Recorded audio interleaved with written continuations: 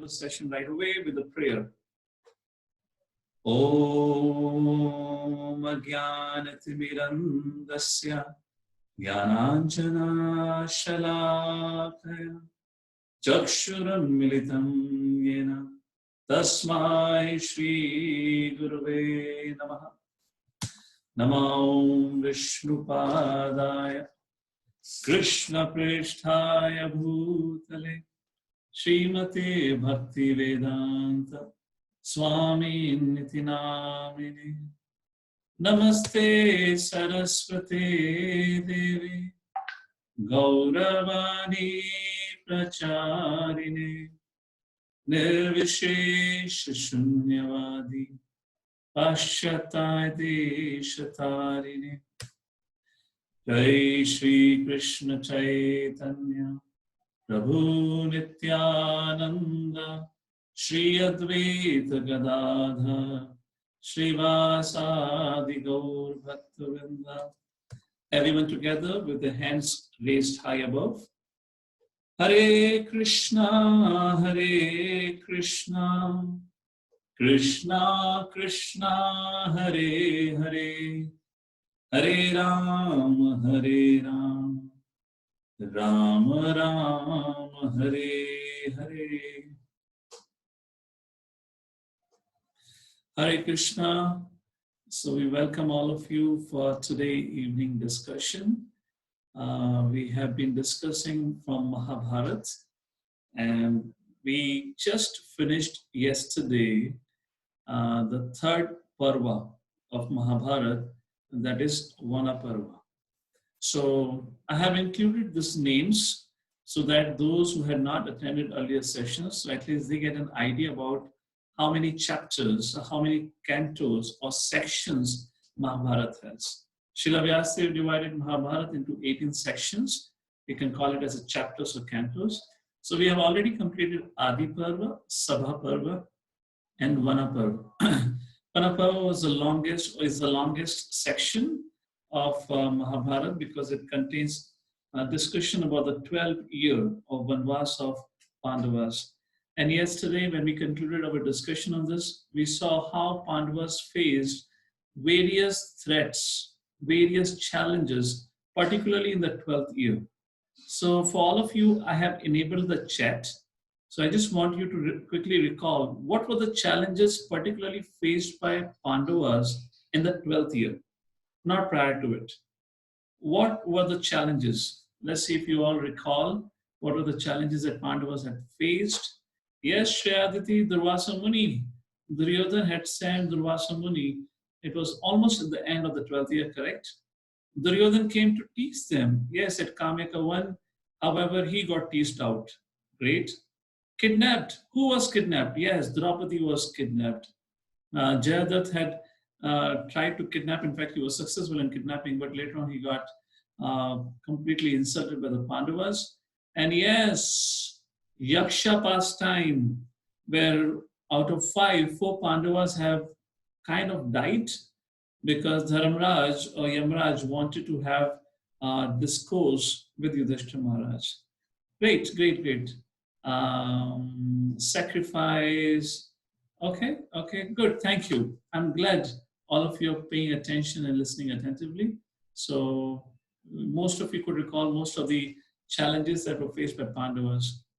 And then at the end of the 12th year, now we are on the 4th Parva, which is the Virata Parva. This Virata Parva, or the 4th canto of Mahabharata, focuses about 1 complete year of Pandavas' stay at Virat's kingdom. So let's begin the story of this particular Parva. And the story begins with the 12th year has almost ended, or in fact has ended, and now Pandavas come together along with Dhamya Rishi and others.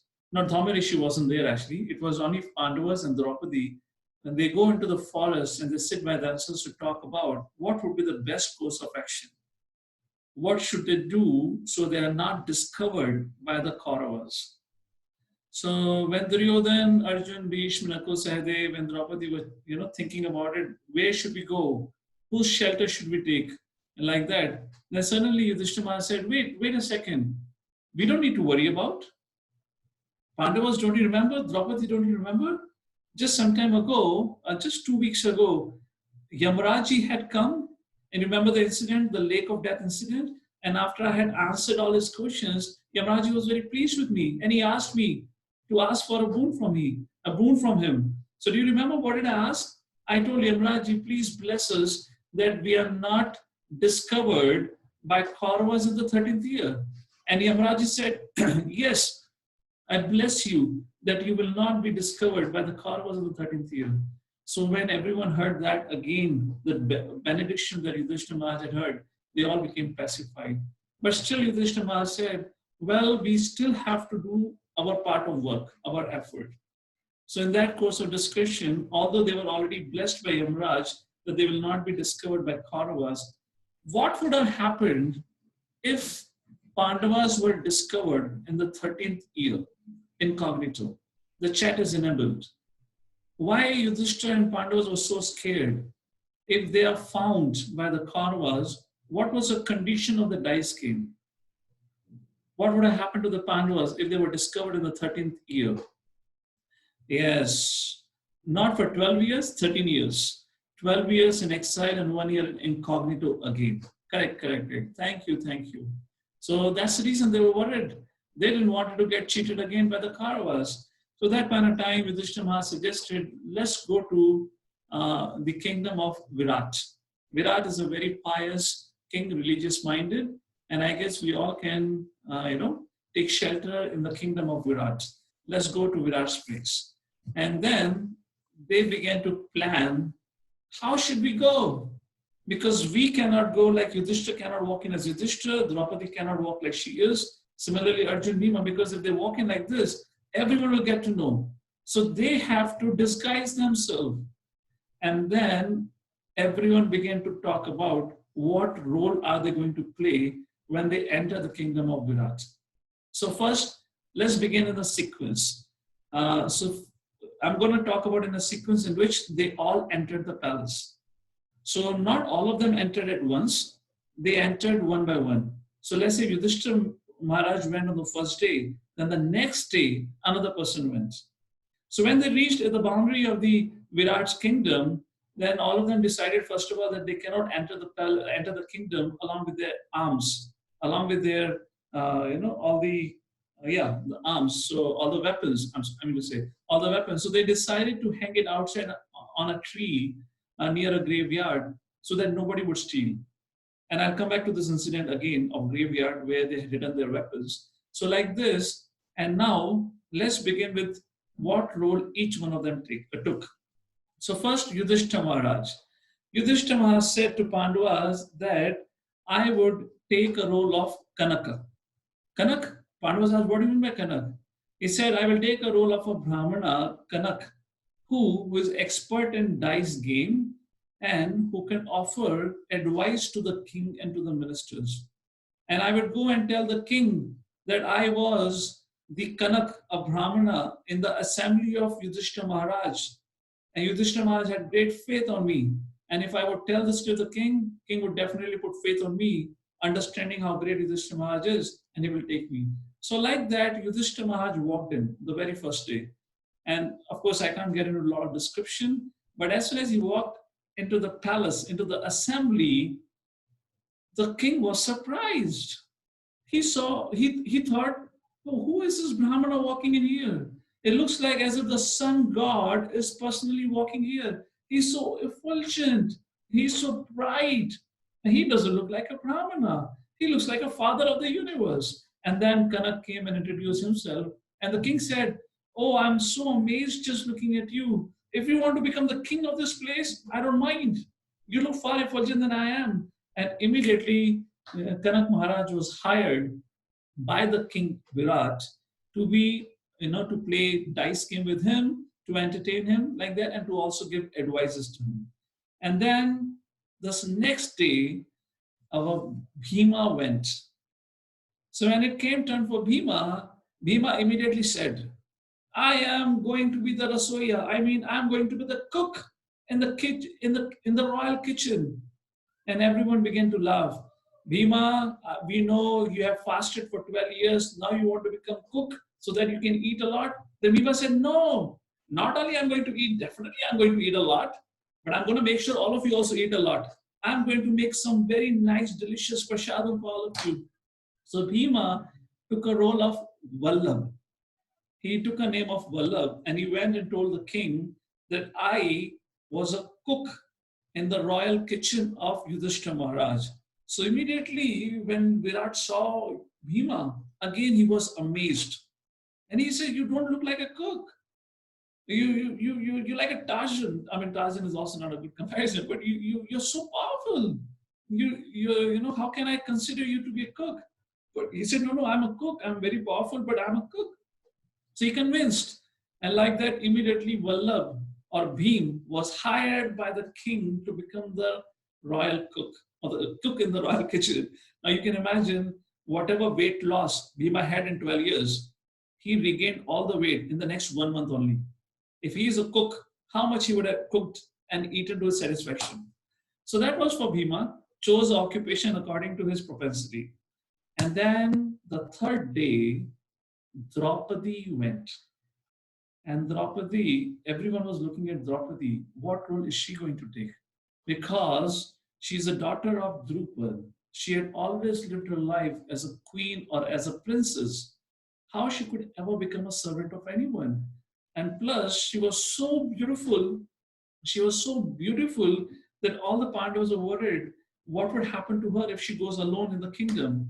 So Draupadi said, don't worry, I'll take care of myself and I will take the role of Sairandri, which means I will become the maid servant of the queen, where I'll tell her that earlier I was the maid servant of Draupadi, Yudhishthira's wife or Pandava's wife, and I used to comb her hair and make perfumes. So like that, Draupadi took the role of Sairandri and she went and became the personal servant to the queen. Personal servant only in the context of where she would dress the queen's hair and make perfumes and other products like this. And after this, the fourth day, Sahadev went.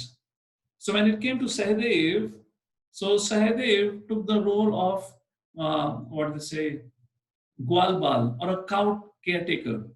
He said, I love mother cows, I love calves, so I would take a role of their caretaker. And I know the science of taking care of the cows, and if cows are under my care, none of the cows would ever fall sick. And Yudhishthira said, yes, Sahadev, you're correct. And he took a name of Arishtnemi. So then for next 1 year, Sahadev was called by the name of Arishtnemi. And now we have how many characters completed? We have Yudhishthira Maharaj, we have Bhima, we have Draupadi, we have Sahadev. And now remains 2 characters, Arjuna and Nakul. And the 5th day, Arjuna walked in. And everyone was curious what role Arjuna is going to take. At that point of time, Arjuna told Yudhishthira Maharaj, when I was in Indralok, I was cursed by Urvashi. And Indra had blessed me that her curse would only remain for 1 year and I can accept the curse when I want. And the curse that Urvashi had given to Arjuna that he will become a eunuch. So Arjuna said, now I will accept that curse and for next 1 year I'll become a eunuch. And because I had also learned the science of music, dance from Chitrasen, the king of Gandharvas, so I will go in the palace and I will tell the king that I would teach music and dance to his daughter by the name of Uttara. So Arjuna took the name of Brahmanala, who acted as a eunuch for complete 1 year. So when Arjuna went inside and when he met the king was shocked. King said, what is happening? Every day some amazing personality is walking in my palace and they want to render service unto me for no cost. They only ask for just maintenance. They're not after money, nothing. And this Brahmanala who says Brahmanala, she doesn't look like an ordinary eunuch. She's super powerful. But Brahmanala said, no, trust me, I'm no Kshatriya and I'm a great dancer, musician. I want to teach your daughter. And like that, the king, after verifying the character of Brahmanala, and made her, Brahmanala, her, the in charge of the music teacher for king's daughter Uttara. And the last, on the sixth day, Nakul, who took the name of Granthik, he decided to become a caretaker of the horses. And like that, he began to offer his services in the stable of your the kingdoms where the horses were kept, and he began to take care of the horses like that.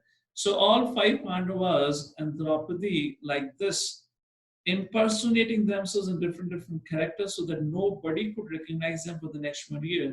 Like that, they entered into the kingdom of Virat, which was very great, palatial, filled with a lot of opulence. And Yudhishthira Maharaj praised King Virat for his piety to be able to maintain his kingdom so nicely, so gorgeously. However, the king had grown old. He was an old king who depended a lot on his commander-in-chief of the army, who was the brother of his wife. And he, the commander-in-chief, the brother of his wife, brother of king's wife, was very powerful. Although Virat was a king, yet the commander-in-chief would make all the decisions. However, nonetheless, when all the Pandavas and Draupadi went into the kingdom, Virat was completely confused. And he was wondering from where all these personalities have come.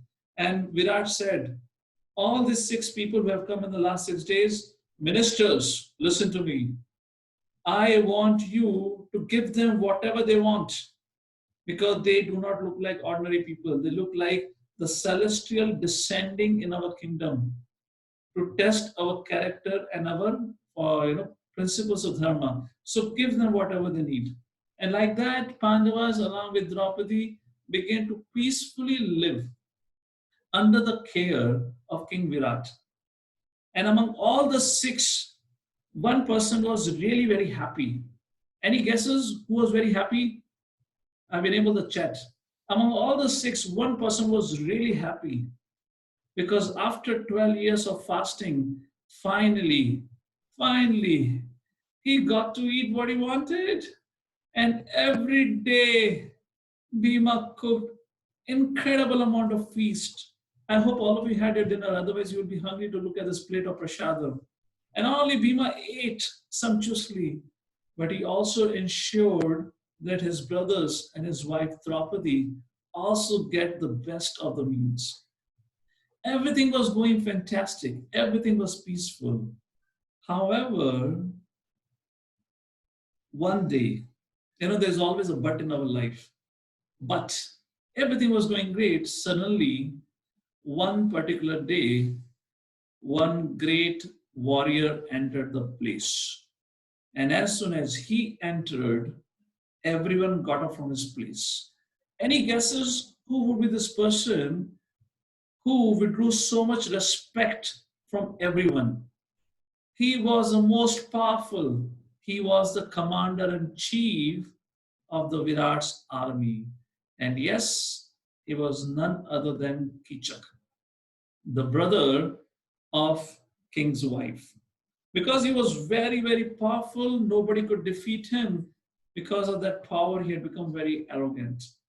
And so far, of 12 months, 1 year, 12 months, 11 months have peacefully passed.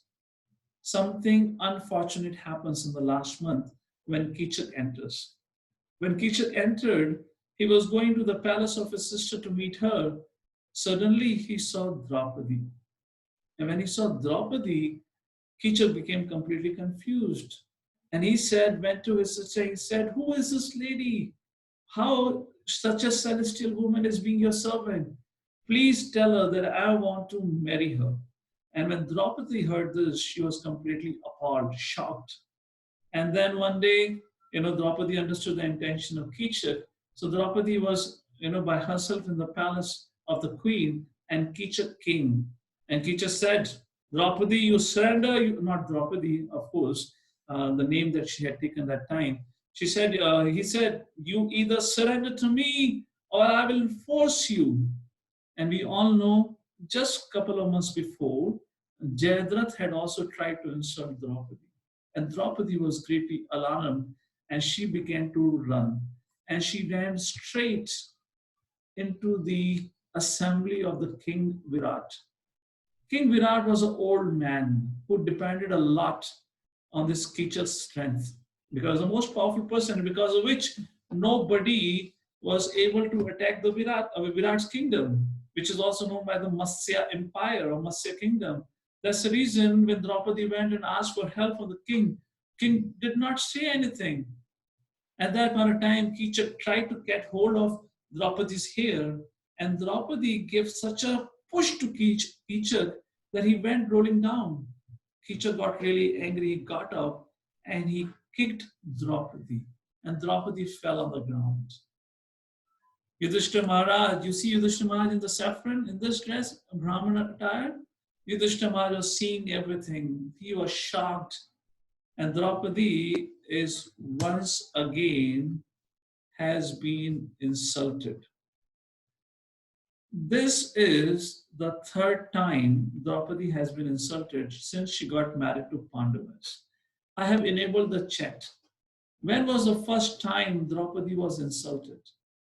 And who insulted Draupadi? It was also an incident that had happened in front of the king and in the assembly hall. Where was the situation? Which place was that? Yes, Dusha's son, and it was Duryodhana.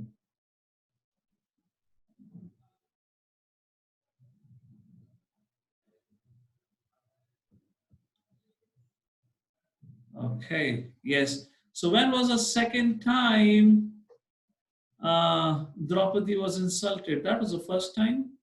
When was the second time Draupadi got insulted? Yes, Jayadratha.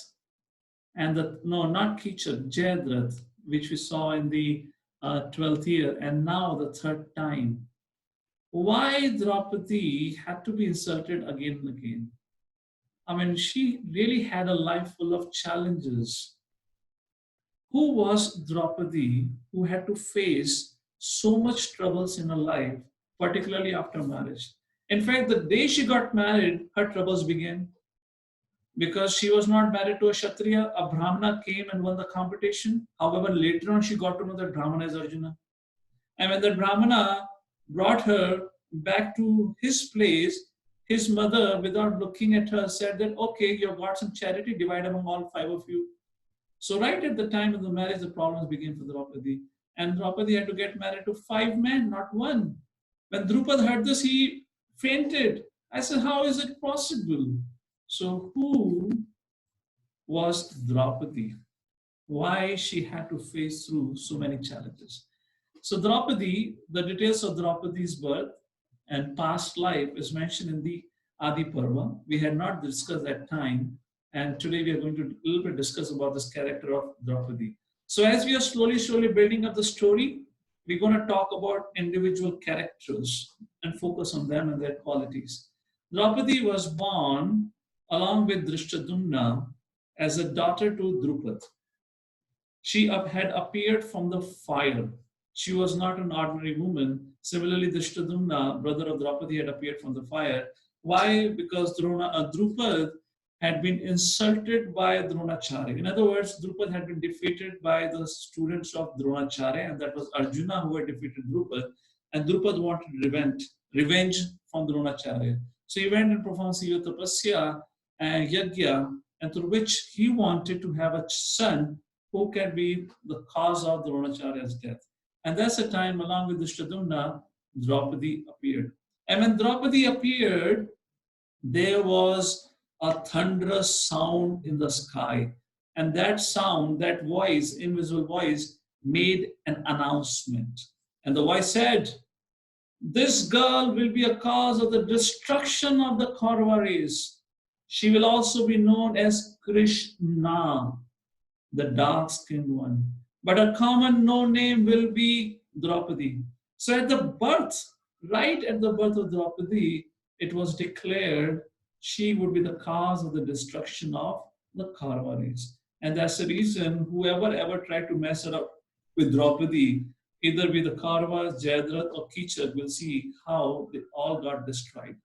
So as he said, Draupadi, when she grew up, I'm not going to go to the whole story about the Swambar, but finally she got married, and I already said how, when she was brought to Mother Kunti, without looking back, she said, Yudhishthira Maharaj, divide the charity as usual.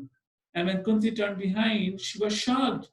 Today was not an ordinary charity. There was a woman who Arjuna had got married, and now everyone is confused. Now, Mother Kunti never speaks a lie, had never spoken a lie. The lie or any irrelevant discussion or talk never happens to Kunti. If Kunti have said so, it has to happen. Everyone was confused. Krishna Balram comes there, and then soon Srila Vyasdev comes. And Vyasdev comes and tells Draupadi about her past life.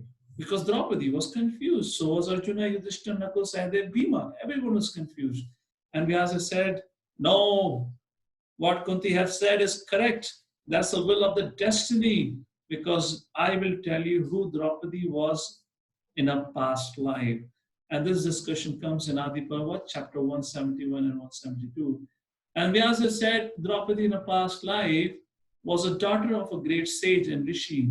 But because of some reason she could not get married, so she decided to perform great tapasya to please Lord Shiva. And she performed a severe penance, because of which Lord Shiva, who is also known as Ashutosh, which means who easily becomes pleased, became pleased with her, and he appeared to her.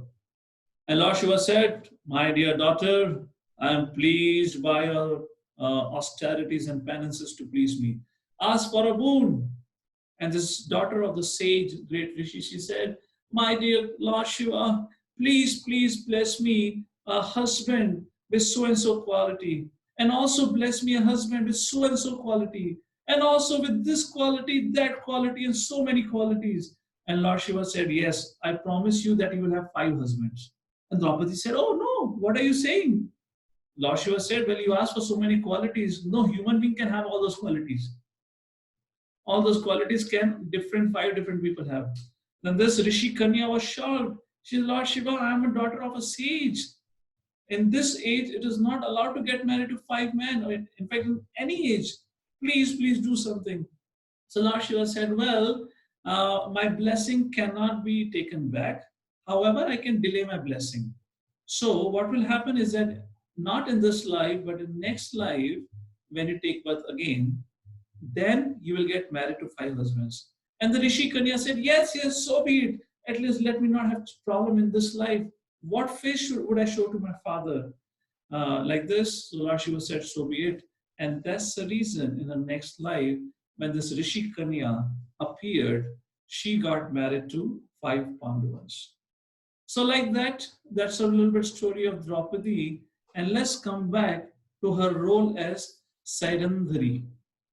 She is now, who is born for the cause of the destruction of Kauravas. She is a daughter of Drupad, the wife of Pandavas, has to take such a menial role of a maid servant of a queen. So Sairandhari, as I said, was peacefully performing her duties, and Kichak came and insulted her. So in that assembly, when Kichak insulted Draupadi or Sairandhari, she became very upset. Yudhishthira Maharaj told her, tolerate, forgive him, because we have only 1 month remaining now. We should not do anything because of which our identity is revealed. But Draupadi said, no, but you don't understand. I've already been kidnapped once by Jayadratha, and now Kichak would not leave me. I cannot live peacefully. So on that particular evening, Draupadi went to the chambers of Bhima, and she told Bhima her plight, her situation. Bhima understood, and Bhima promised. See, whenever Draupadi wanted something, there was one person who would never be able to say no to Draupadi, and that was Bhima.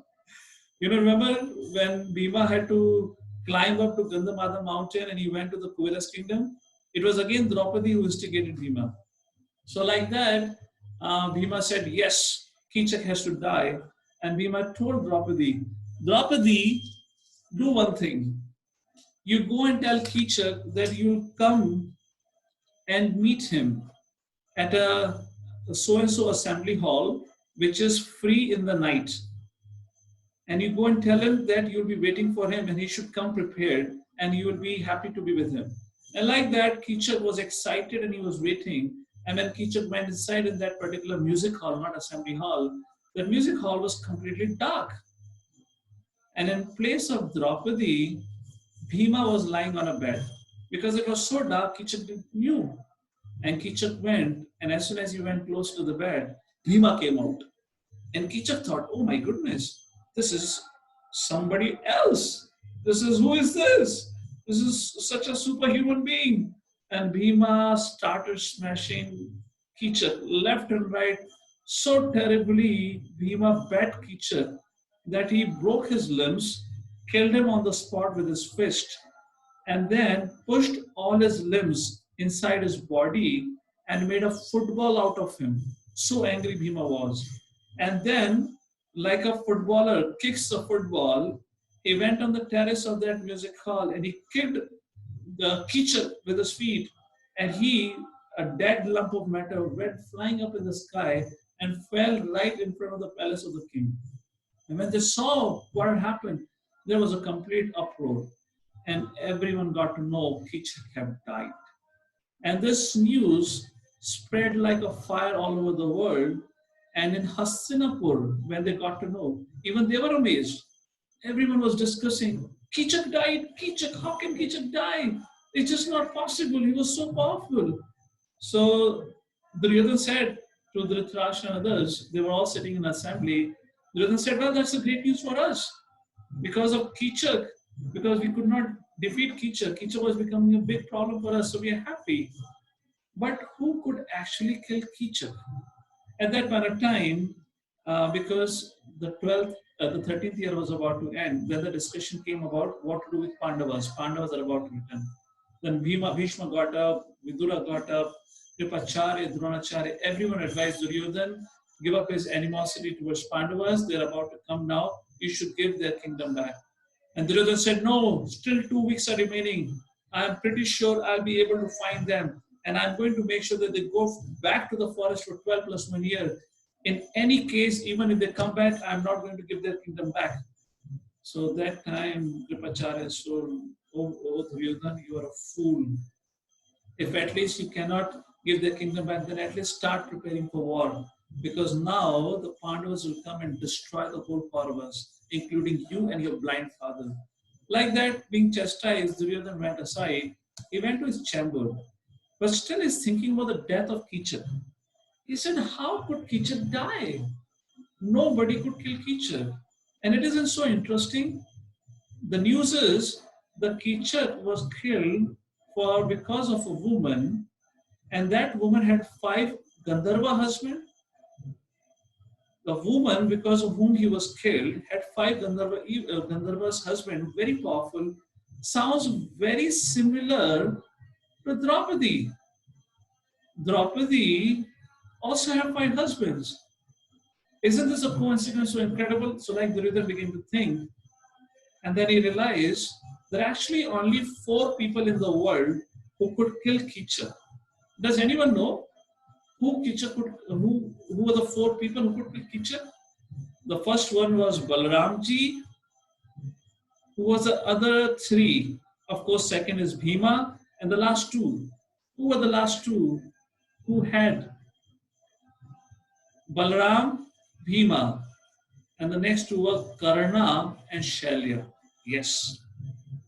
And he said, well, Balram, Shalya, Karna had nothing to do with Kichak. So only person left behind is Bhima. Why Bhima? Because this Kichak, and this is what Duryodhana thinks, and he says, it could not have been the first 3, because what reason would any of them have had for going to Virat and killing Kichak in secret? He had been beaten to a pulp in the dead of night. That sounded suspiciously like Bhima, and he would have had to do it in secret.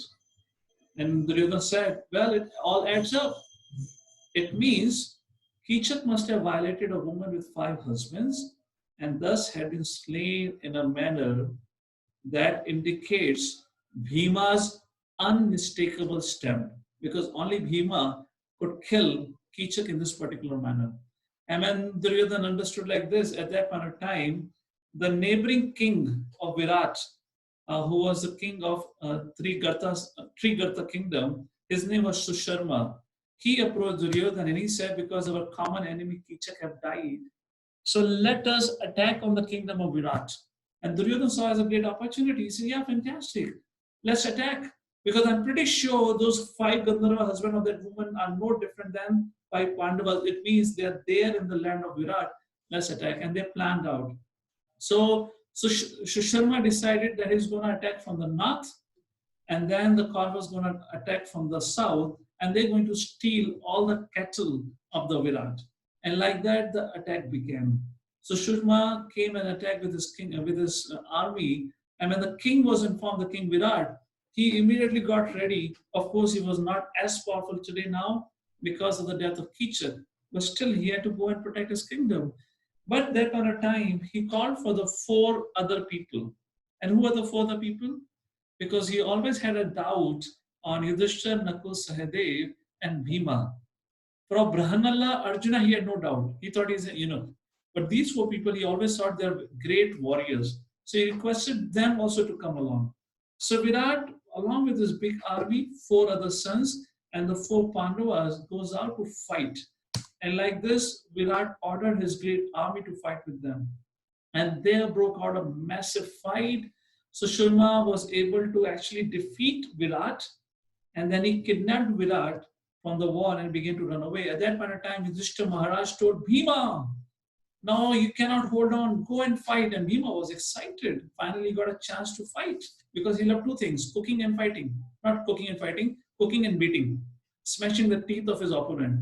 Bhima jumped up from his place. He said, hooray! Now we're going to attack the army.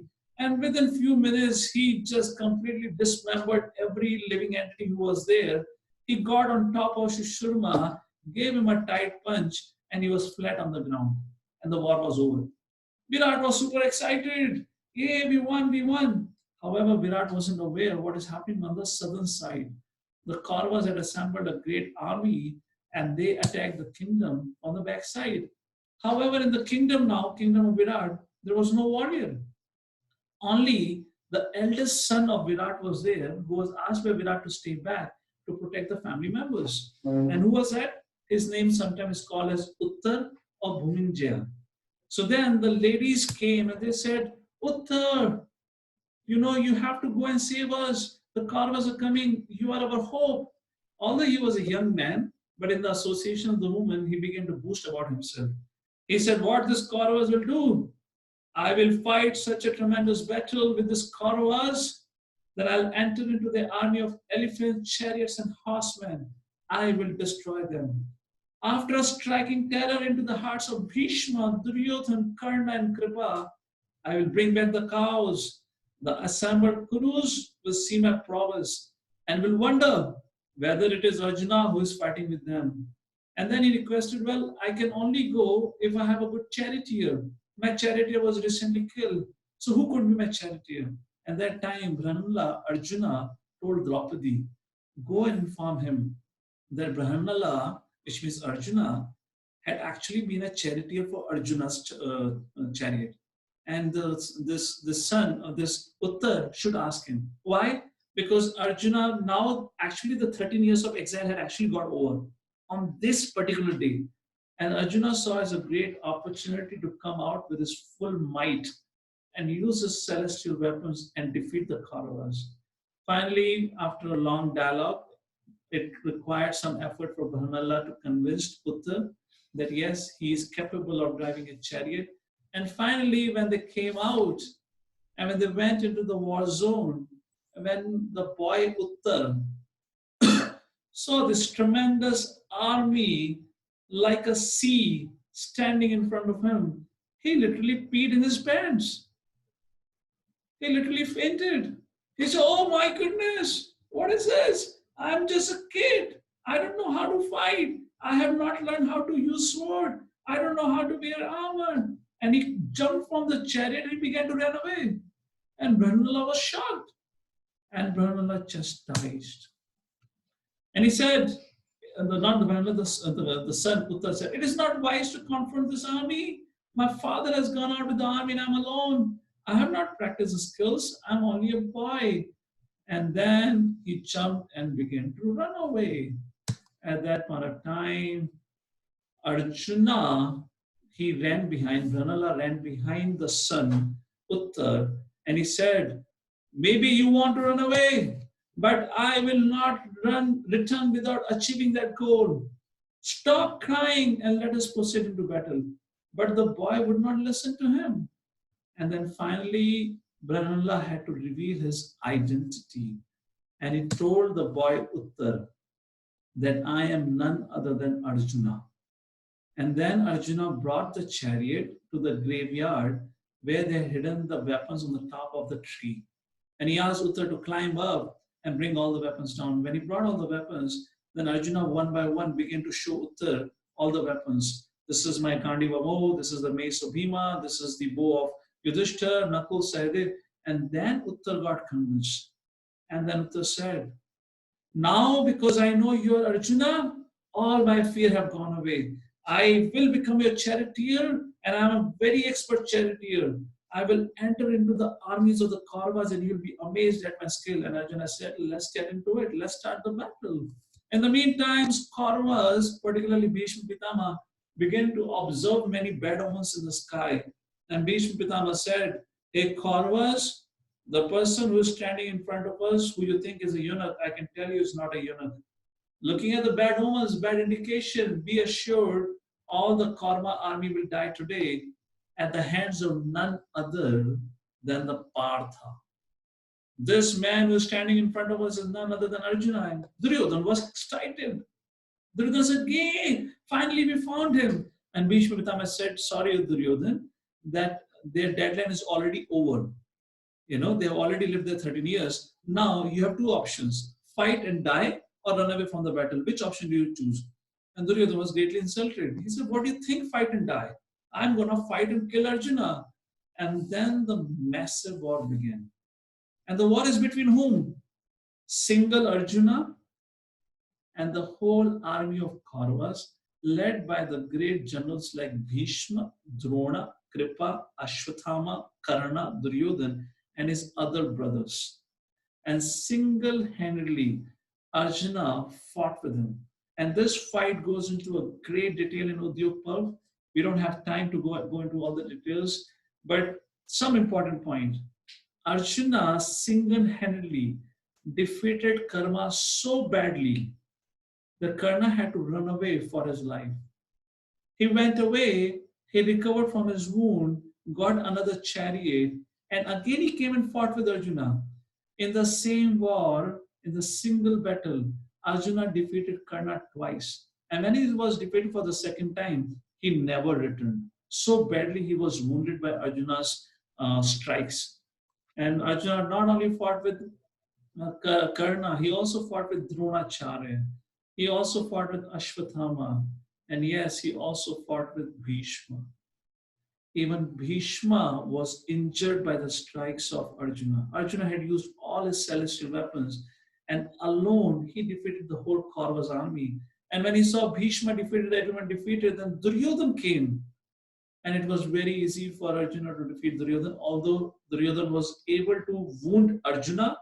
However, Arjuna very easily assailed Duryodhana, and he fainted. He fell unconscious on his chariot, and his charioteer had to drive him away from the battle. And like that, the Kauravas were totally ashamed, insulted, and beaten up by a single man, Arjuna, and they all ran away back to his kingdom, leaving all the cattle behind. And like that, Arjuna, along with the son of Virat, came back to the kingdom. And finally, Yudhishthira Maharaj revealed his identity. And now everyone knows in the Virat kingdom that these five brothers in Draupadi are none other than the Pandavas. And the king Virat fell at the feet of Yudhishthira Maharaj, and he began to ask for forgiveness for all the mistakes that he had done. And that time he said, because of the mistakes I have done, I don't know what I can give you. If you want, you can become the king. Or else, let me give my daughter Uttara in marriage to Arjuna, because Arjuna was his teacher. So let me. But Arjuna said, no, Because I was her teacher, I had always seen her as my daughter. I cannot take a role of a husband. But I propose Uttara's marriage to my son Abhimanyu. Then at that point of time in the Virat's kingdom, Abhimanyu came from Dwarka, who was living with Krishna under Krishna's care, and a marriage ceremony between Abhimanyu and Uttara was performed. And then all the well-wishers of Pandavas, the whole world had got to know. The Pandavas are there, living in the Virat's kingdom. Everyone came to meet the Pandavas, and they all began to discuss what's next, what to do. Would Kauravas return back your kingdom? What should happen next? And what happens next is what we're going to discuss when we meet again the next week. Now, Pandavas are going to go back to Hastinapur. Will Duryodhana agree to give the kingdom back? If not, will there be a fight? Who all on the side of Pandavas would go as a peace messenger? Many times people say Karna was far much more powerful than Arjuna, but Arjuna defeated him not once, twice in a single battle. Same Karna was defeated by the Gandharvas when they had come to insult, the Kauravas had come to insult Pandavas, and they were defeated by the Gandharvas. And the same Gandharvas are defeated by Arjuna, which again proves Arjuna was far much more powerful. Not only that, if you see Yudhishthira Maharaj and all the 5 brothers and Draupadi, without cheating, they have completed their part of punishment for 13 years straight. And now they deserve to come back. So no doubt, Lord Shri Krishna wanted to have Pandavas, the Dharamraj Yudhishthira Maharaj, to be the king of the world. Because when Krishna appears, he appears to establish dharma. And Yudhishthira Maharaj had proven his character time and again. And he had performed his complete 13 years of punishment, not even once breaking any of the rules and regulation of it. So now what will happen? Would Duryodhana agree? If not, what will Lord Shri Krishna do? Because he had to establish dharma. Krishna's descent is meant for yada yada hi dharmasya glanir bhavati bharata. So Lord Krishna descends in different incarnations to establish dharma and to destroy adharma. Or those who establish adharma, those miscreants, Lord appears to kill them. Now we will enter into the 4th Parva, which will be our 13th episode. We'll meet again next week. I believe my session would be on Wednesday next week. And Saturday, Sunday, Monday, Tuesday, we'll have His Grace Anantshesh Prabhu and Shadul Prabhu speaking to you more about different episodes of Mahabharata. And now when we meet next time, we'll discuss from Udyog Parv. Meaning of Udyog Parv is the canto or the chapter where the all peace activities took place. And after Udyog Parv, the battle starts. So we'll be very soon, we'll be entering the phase or a discussion where we're going to talk about the 18 days of war. And I'm also excited about it because that's the time Bhagavad Gita was spoken. So with that, I sincerely thank all of you for joining us for today evening once again. Thank you so much. Srila Prabhupada Ki Jai. And now I'll stop the session. If you have any questions, we can take the questions now. So you can type in, okay, I see Adi Lakshman Prabhu's hands. Yes, Adi Lakshman Prabhu, you can go ahead. Tomorrow also the class is there? Yes, Saturday, every day there is a class. But Sunday also? Yes, 7 days a week. We have classes every day. So you'll have class tomorrow, day after tomorrow. But Shadul Prabhu and Anantshesh Prabhu will come and speak. We'll continue this theme of discussion that I'm doing with all of you on Wednesday. Okay? For the next 4 days, you have other devotees will be coming and speaking to you. All right, Adi Lakshman Prabhu? Thanks. All right, let's go to Srivats. Yes, Srivats. Prabhuji, didn't Arjuna go to Draupadi's room without her permission and he had to go to the forest for exile for 1 year? Did he do that? Not for 1 year, 12 years. Yeah, did he do that? Yes. We have discussed about that episode in Sabha Parva. Okay, Prabhuji. Yeah, but it was not, he did it intentionally, he was forced. As a matter of duty as a Kshatriya, he had to protect a Brahmana. And his weapons were in the the room of Draupadi because his period with Draupadi had just ended. So he was forced to go inside and get the weapons to defend the Brahmana, like that. Hare Krishna, before I take any other question, how many of you have started to paint? I hope all of you have got the painting exercise, and some of you have really drawn very well. So beautiful paintings. It's been uploaded on the Facebook page, so do share with your friends and family members to get the maximum votes. And we have got some very special prizes for all of you. Okay, so let's see who's gonna be the winner. Okay, let's take a question now. Who has the next question? I see Haridarshan Prabhu's hand up. Yes, Haridarshan Prabhu.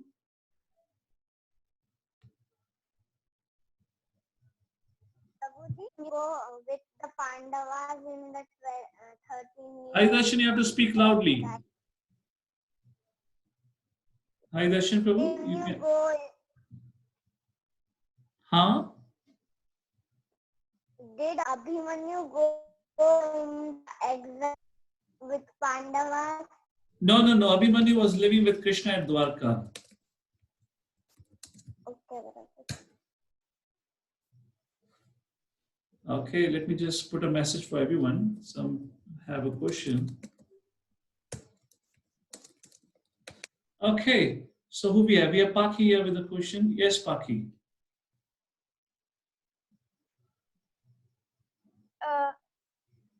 I had a question that, not question, but I was saying that I sent a picture on the group, but which I made, but that is not final. So please don't send it on the Facebook. No, you can ask that thing to a moderator. They'll answer your this question, okay? Right now, let's focus on the discussion that we've had. So, any questions pertaining to the discussion? Deepak. Yes, Deepak Prabhu.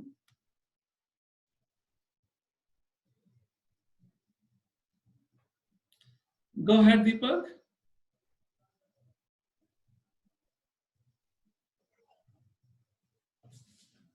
Okay, not able to hear Deepak for some reason. Varuni, I see your hand up. Go ahead. Prabhuji, I wanted to ask that if Karna was not powerful than Arjuna, then why did Krishna made Arjun kill him when he was not on his chariot and when he was not having his own weapon? Well, of course, Karna was not powerful. Karna was definitely very powerful. But because he was very proud and arrogant, that's the reason he was defeated every time. Okay. If there was anyone who could have defeated Arjuna, that was Karna. And as long as Karna was there in the fight, the Kauravas had all the hopes that they would win the war. So Lord Shri Krishna didn't want that to continue for long. The war had already extended for 18 days. Lord Shri Krishna said, well, this man has already performed so much sinful activities. Let's return his sin back in the same manner. Let's kill him when it is not when it is not allowed. So you get to know what happens when a sin is performed, like that. Okay, thank you, Prabhuji. In an adharmic way, yes, in an adharmic way, he was killed. It was not according to the law of Kshatriya, but Lord said, so be it, because he deserves it. Okay, thank you, Prabhuji. Hare Krishna. Utkarsh, go ahead, unmute yourself. I'll give you the permission. Yes. You're not audible, Utkarsh. I can see your lips moving, but I can't hear you. Utkarsh, sorry, can't hear. Anyone else? We'll come back to you again. Aparna. Okay, some people are... Okay, let's take a question first personally. I see Chandrika. If you want to ask a question, it'll be nice if you can switch on your video, so I'll be able to see you. And then I can give you access. Yes, Chandrika. Prabhuji, when the Pandavas play the dice game, when Yudhishthira Maharaj lost his 4 brothers, why did he still put Draupadi in the game? Like, why did he still put Draupadi? A brilliant question. And that's the reason when Krishna had come and met Pandavas when they were already in exile, Krishna had actually chastised Yudhishthira Maharaj. That is the nature of gambling. It makes you greedy. And when a person is greedy, he loses intelligence. He doesn't know what to do, what not to do, when to start, when to stop. So Yudhishthira Maharaj was so consumed by that act of gambling, you know, the gambling is what? It always gives you hope. Maybe this time you will win. Maybe this time you will win. So Yudhishthira Maharaj was thinking, maybe I have lost everything. If I put Draupadi on stake, maybe I'll win back everything back. And that is what the gambling does. So he was really, really carried away by the act of gambling. And that's the reason Lord Shri Krishna said, Yudhishthira Maharaj, we should be careful. We should not engage in 4 activities. No gambling, no meat eating, no illicit sex, no intoxication. So that's the point. Sorry, I don't know. There's a student who had asked a question. So yes, I hope you got the answer. Okay, anything else? Deepak, let's try again. I've given you the right to unmute. Yes. Hare Krishna Prabhuji. Yes, Deepak Prabhu. In that playing game, gambling, the Yudhishthir Maharaj lost all his 4 brothers and his kingdom also. Then in that they says that he get back also all his kingdom. What is the last thing? Yudhishthir Maharaj got back his kingdom. No, when the first dice game happens, again, I will request the kids who have not attended the previous session, they can attend. We have discussed about this. So in the first dice game, Draupadi, when she was saved by Krishna and Dushasan fainted when he could not disrobe her. At that time, Draupadi became so angry that she wanted to curse all the Kshatriyas. That point of time, Gandhari came and she pacified Draupadi. And Dhritarashtra understood that it is a big trouble now. So Dhritarashtra said, Draupadi, please forgive us for what had happened. Please ask for any blessing. And that's the time Draupadi said, whatever has been lost by Yudhishthira should be given back to him. That's how they got everything back in the first dice game. And then there was a second dice game when they lost and they were sent out to the forest. Okay? Thank you, Prabhuji. Thank you, Prabhuji. Utkarsh, let's try with you again.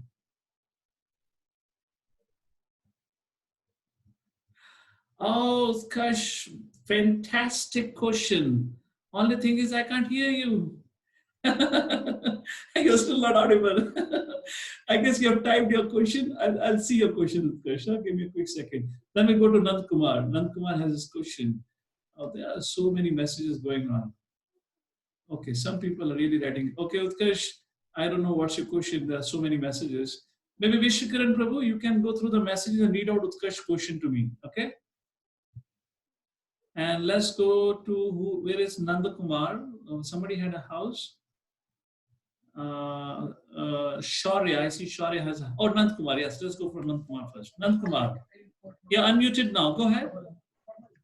Yes, Prabhuji, I have a question that why did Yudhishthir, when Duryodhana asked Yudhishthir to do the gambling, Yeah, I'm listening. Go ahead. why did Yudhishthir accept the gambling when he knew it was not good? Yeah, fantastic question. Nand Kumar, is that your name? Can I ask you a question? How old are you, Nand Kumar? 8. What, 2 years? 8. Oh, you showed your 2 fingers, so I thought you said 2 years. Okay. You're 8 years. Okay, Nand Kumar. Where are you from? I'm from Mumbai. Okay. Nand Kumar Prabhu, Yudhishthir, Narad Muni had come to Yudhishthira Maharaj when he was at Indraprastha. And Narad Muni had told Yudhishthira Maharaj that Yudhishthira Maharaj, you're going to become the cause of the destruction of the whole Kauravas race. So Yudhishthira Maharaj got really scared. And at that point of time, he took a vow that he would never ever disobey his seniors. Whatever Prabhuji, you had said that Draupadi will be the cause, and now you're saying Yudhishthir will be. Yeah, so there could be more causes for the destruction, right? There's not only one person has to be caused. So Narad Muni said to the Yudhishthira Maharaj, and Yudhishthira Maharaj actually became the cause of destruction because he played the dice game. So that time Yudhishthira Maharaj said, I would follow the orders of my seniors. And this vow somehow leaked to Duryodhana. He got to know this. And then he convinced Dhritarashtra to convey the message to Yudhishthir to come for a dice game. Because the Dhritarashtra had sent a message, so Yudhishthira Maharaj could not say no. That's the reason Yudhishthira Maharaj had to go and play a dice game. Okay. Okay. Good question. Please do hear the previous recordings. You'll get to know more about it. Thank you. Anything else? Vishwakaran, could you find the question that Utkashpu was trying to ask? Aparna, do you have your hand up? Okay. Prabhuji. Aparna, I have unmuted you. Go ahead. Prabhuji, my question is, Karna was a demon in the last birth. Yes. Surya was cursed by Nara that Surya plus demon will become Karna. Does Karna have demon powers? So Karna is different and Suryadeva is different. Karna in his previous life had worshipped Surya and had got blessings from Surya. So in the end, when he was about to get killed by Narayan Rishi, he went and took shelter of Suryadeva. And then this same Karna had appeared because Arjuna and Krishna were also about to come. And he wanted to take revenge with Nar, particularly Arjuna. So when Narayan Rishi came in this age, Dwapar Yuga, as Krishna and Arjuna, Krishna Arjuna is the original form. So then Suryadeva also brought Karna back onto this earth, so he could fulfill his revenge that he had towards Arjuna or the Nar. So Karna was an evil person because of his past life activities. All right, was that your question? Okay. No, I really didn't. I mean, I hope I got your question, but whatever I understood, I tried telling you. All right, Aparna. Hare Krishna, Prabhuji. Yes, which you can do. Utkarsh Prabhu is asking about homework, yesterday's homework. You get two, I guess you get two verses. Utkarsh, because my computer was not working well yesterday, I forgot to send you. The homework is ready. Right after the session, it will be shared on the WhatsApp group. Okay, you will get those two verses to learn. And I'm waiting for your painting. Draw it quickly. Okay, Utkarsh? Yes. Who else have a question here? Any other questions on the text? Vrinda is saying, I complete drawing. What is next? Send her the form link to register. Okay. Nanda Krishna, I would request if you can talk, that will be best. Okay, let's see Chandrika. Prabhuji, why did the Pandavas have to go through so much suffer when they had so much power? They could just kill Duryodhana when they just played the dice game. Yeah, that's a good thing. Krishna said, Dukhalayam Ashvathama. This is a world of suffering. Whoever you are, even if you are as great as Arjuna, Bhima, Yudhishthira, suffering is inevitable. What to do? Do you know anyone who has not had any problems in their life? Even if they say they have no problems, they still had a problem of a birth, and they would still have a problem of death in future. And right now, all of us are in a problem, COVID virus. So there is also disease. So there is always problem. It's unavoidable. All right? But a very important thing. But because they were devotees of the Lord, they never lost hope. If a non-devotee faces so much challenges, then they think of committing suicide because they think life has no meaning. They become crazy. But as a devotee of the Lord, Pandavas still went through so much struggles, yet they were happy, yet they were hopeful, and still they never left the practice of dharma. They did not give on the vows of dharma. So that shows their courage and their faith on the Lord. All right? Thank you. Yes. Some Raghav, where are you, Raghav? Yes, you had a question. I have unmuted you, Raghav. Hare Krishna, Prabhuji, this is Raghav.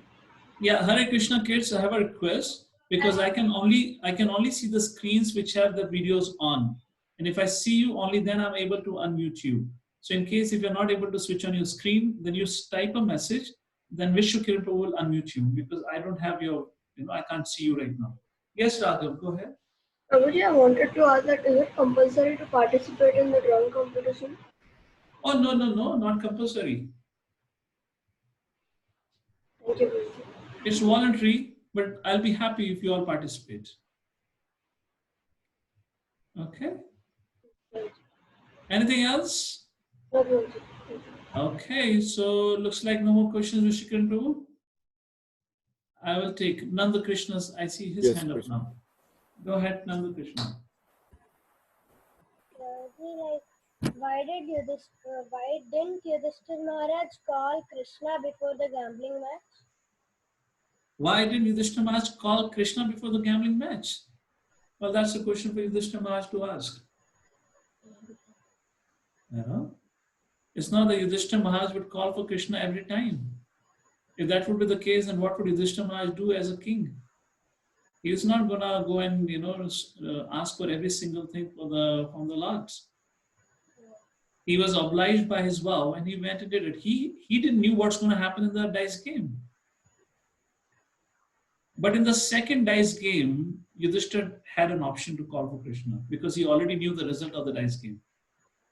And that's the reason Krishna complained to Yudhishthira, Yudhishthira, first dice game is okay, but the second dice game, at least you should have asked for me. And you didn't. So Krishna said to Yudhishthira Maharaj, you should have actually called upon me before the second dice game. For the first dice game, so Yudhishthira knew what's going to happen like that. Okay? But Raji, how could Dhritarashtra means was he bounded up to Duryodhana or what? Means how did he dare to call Yudhishthira Maharaj again in the dice game after the whole problem? Dhritarashtra, we're going to focus on this character when the war begins. So that's the beauty of Dhritarashtra's character. He would say no, no, no, no, no. But when it comes to son's action, he was not able to say no. Whatever the son wanted, at the end of the day, he would agree. If Dhritarashtra said no, then Duryodhana would play his trump card and he would say, my dear father, if you say no, then I will commit suicide. And the moment Duryodhana will say, I will commit suicide, Dhritarashtra says, oh, my dear son, go ahead. And he will give permission.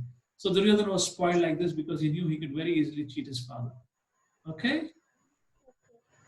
All right. Thank you all. We'll take leave now. Seems no more questions. Adi Lakshman, yes, last thing. Go ahead, please. Why didn't Yudhishthira requested for a small combat between Pandavas and Kauravas, the 101 sons and the 5 Pandavas, not taking the Bhisma and Drona in the battle? When did he, when should he have requested for the combat? What time are you talking about? No, I have a doubt. Why did Yudhishthira requested for a combat between Kauravas and Pandavas without Bhishma and Drona? When was that combat happened? Why didn't he? Oh, why didn't he? But why should he ask for it? What was the purpose? What purpose would be fulfilled if you? Because the army will not be exploited by the great battle. Oh, okay. Actually, the rules of Kshatriyas are different. It didn't depend entirely on Yudhishthira Maharaj. If Yudhishthira Maharaj would say, it's not that Duryodhana is going to follow. But it's the other way around. If Duryodhana would say, Yudhishthira Maharaj may follow. So we'll see in the Parva that all the attempts were made on the side of Pandavas to not have war. Duryodhana was not willing to listen to Pandavas at all. See, first of all, Duryodhana would have never ever agreed for a combat with the Pandavas without the help of Karna, Bhishma, Drona and Kripacharya. Because he knew Duryodhana knew that Duryodhana has 100 brothers. Duryodhana and his 99 brothers, they alone can be defeated by Bhima. Bhima alone can defeat them. And when Bhima was growing up, they used to play kabaddi. And Bhima will go on the side of the Kauravas and he will catch 50 Kauravas on this right arm and another 50 on the left arm. And like this, he will catch all the 100 of them, kabaddi. He'll walk into the side of Pandavas and game over. One shot. That's it. So Duryodhana knew, nobody can fight. So Duryodhana's greatest strength was Bhishma Pitama, Dronacharya, Karna. Bhishma and Drona could not be killed. They were invincible. And as far as Karna had already proven his strength and his envy towards Arjuna. So Duryodhana knew whatever happened, at least Karna either would kill Arjuna or would die. So I need this person. So he was entirely dependent on them. Duryodhana had no capacity on his own to fight with Pandavas. Okay? All right. Hare Krishna. Have a wonderful weekend ahead. Krishna willing, we'll meet soon again. Hare Krishna.